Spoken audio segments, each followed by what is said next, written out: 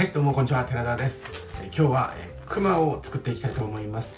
クマもね、いろんな形のクマがありますけれども、ちょっとこの手と足とでお腹がぷくってなってるこのクマの形を作っていきたいと思います。それでは行ってみましょう。どうぞ。